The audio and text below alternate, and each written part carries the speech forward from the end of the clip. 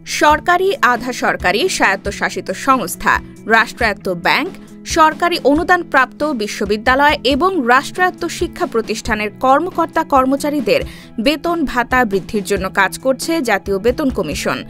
বিভিন্ন মন্ত্রণালয়ের সচিবদের সঙ্গেও ২ দফায় সচিবালয়ে বৈঠক করেছেন সংশ্লিষ্টরা, তবে এখনও ফলপ্রসূ কোনো সিদ্ধান্ত আসেনি। এদিকে ফেব্রুয়ারিতে জাতীয় নির্বাচনের পর নতুন সরকার এলে এটি বাস্তবায়ন করবেন বলে ইঙ্গিত দিয়েছেন অন্তর্বর্তী সরকারের একাধিক উপদেষ্টা। বিষয়টি ভালোভাবে নেননি সরকারি কর্মকর্তা-কর্মচারীরা। তারা চাইছেন বর্তমান সরকারই এটি বাস্তবায়ন করুক। আগামী ১৫ ডিসেম্বরের মধ্যে পে স্কেল কার্যকরের গ্যাজেট না হলে আন্দোলনে যাওয়ার ঘোষণা দিয়ে রেখেছেন তারা। আর রবিবারের মধ্যে পে কমিশনের সুপারিশ জমা দেওয়ার দাবিতে আলটিমেটাম ছিল তাদের। ফলে বিষয়টি নিয়ে নতুন করে জটিলতাও তৈরি হয়েছে। যদিও বিষয়টি অন্তর্বর্তী সরকারি উদ্যোগ নিয়ে পে কমিশন গঠন করায় তাদেরও সদিচ্ছার ঘাটতি নেই বলে সংশ্লিষ্টরা জানিয়েছেন।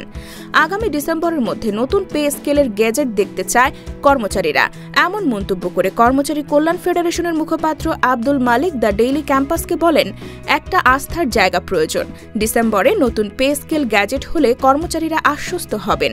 সেক্ষেত্রে সরকার চাইলে আগামী বছরের ১ জানুয়ারি থেকে নতুন স্কেল দিতে পারে। আগামী অর্থ বছরে ৬ মাসের এরিয়া দিয়ে দিতে পারেন, তবে নতুন পে স্কেল অবশ্যই দিতে হবে।